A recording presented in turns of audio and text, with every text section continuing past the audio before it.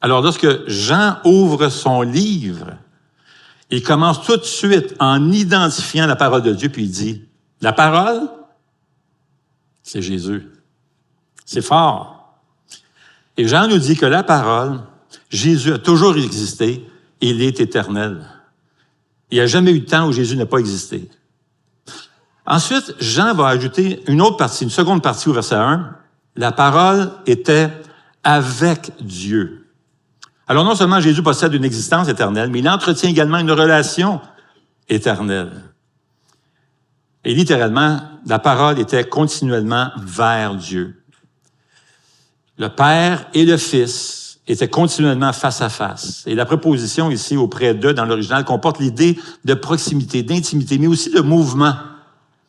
En d'autres termes, l'égalité et l'intimité les plus profondes ont toujours existé dans la Trinité. Jésus a toujours entretenu une parfaite, une joyeuse intimité avec le Père. Alors Jésus possède une existence éternelle, il entretient une relation éternelle, et il est le Dieu éternel. Vers la fin du verset 1, ça dit « Et la parole était Dieu ».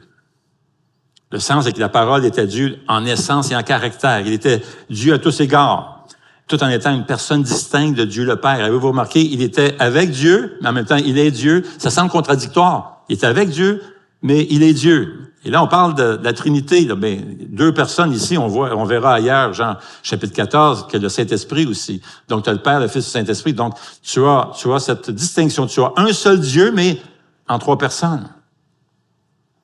De dire que Jésus est avec Dieu, qu'il est Dieu, nous montre à la fois cette intimité, ces deux personnes de la Trinité, le Père, mais aussi deux personnes distinctes, mais un seul Dieu.